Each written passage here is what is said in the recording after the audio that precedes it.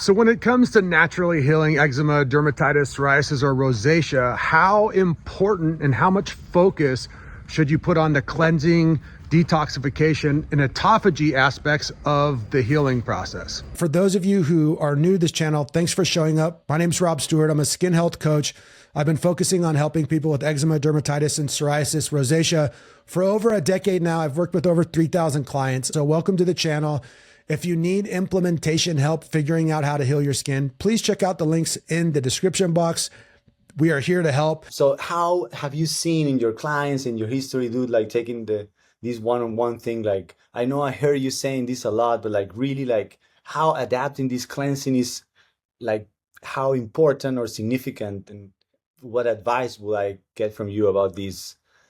How can I maybe be more concentrated and focus on the cleansing part? No. Yeah, so that's a great question. I think that people can gain a lot of good knowledge from the perspective that cleansing and detoxification equals autophagy enhancement. So what we're really trying to do through the cleanses is just greatly enhance our autophagy. Now, coffee enemas, salt flushes, water fasting, sauna, cold exposure, even in some way, really intentional breath work could lead to deeper levels of autophagy. Autophagy generally happens, at night while we're sleeping. The other part of autophagy, though, is working out hard. So surfing, sprinting, lifting weights, those things induce and trigger as much or more autophagy than a water fast or a coffee enema. So those other things like the weightlifting and the really challenging workouts, people sometimes overlook and forget that's autophagy work too. Also, we can't separate autophagy from our nutrition because they go hand in hand.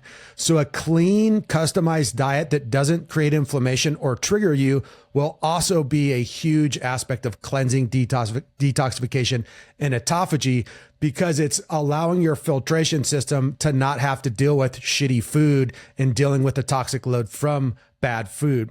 So we have kind of three different aspects of autophagy that we all want to pay attention to. So we have the diet, we have exercise, and then we have cleansing and detoxification practices. They're all good. And finding the balance with those three personally is how you hit your groove.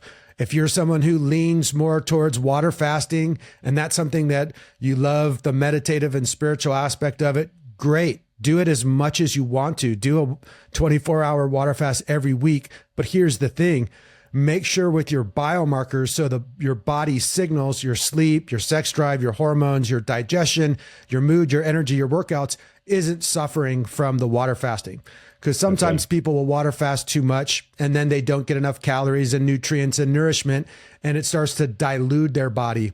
If you cleanse too much, it can then lead to less autophagy because your body's in a stress state. It's in a fight or flight state. So having a nice balance of autophagy and nourishment is key. And going back and forth with balance between both of them is how we allow ourselves to get rid of the junk and then fill ourselves up with what will heal us.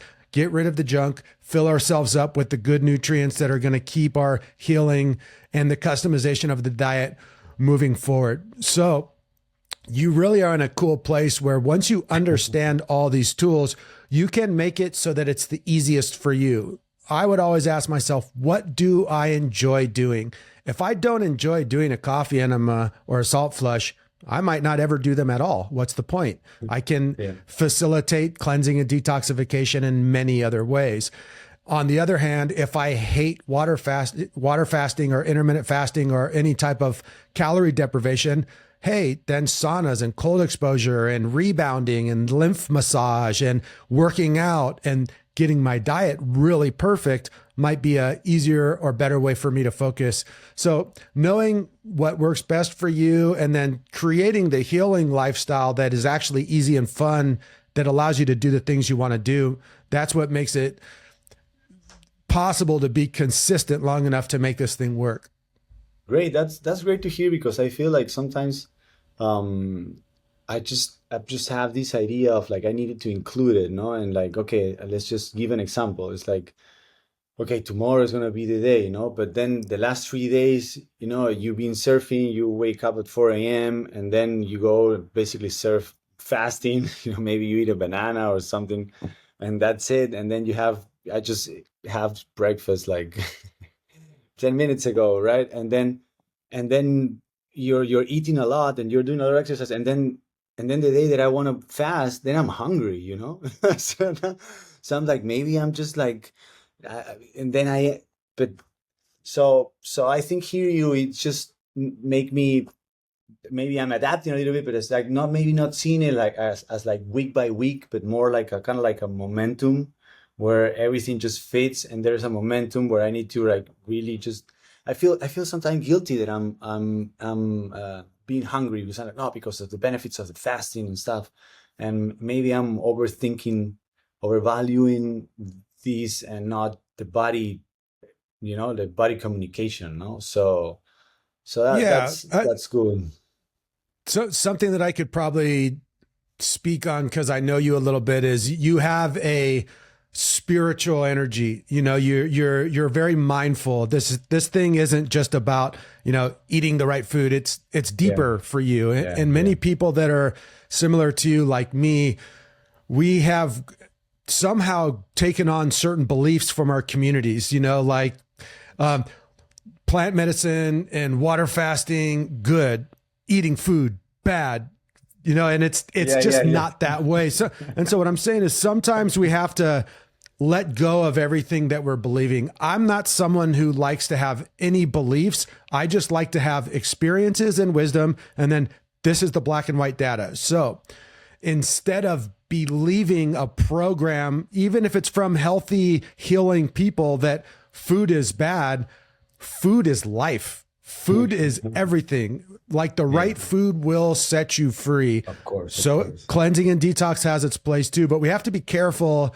with our assumptions and our beliefs, because many times they can make us feel guilty for eating healthy food. And that's Yeah, that's yeah, yeah. something that is a stress that can be overcome.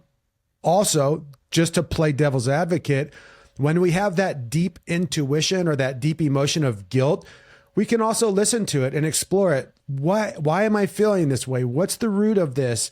Do I have a belief, or is my intuition really telling me something? And what we can do is we can just ask the body.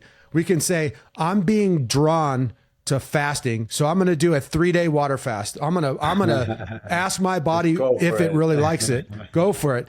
Do the 3-day water fast, then check in with your biomarkers for the next 2 weeks to a month. And if your biomarkers improve after the water fast, then yes, your belief was right. It worked really well. Use it as a tool.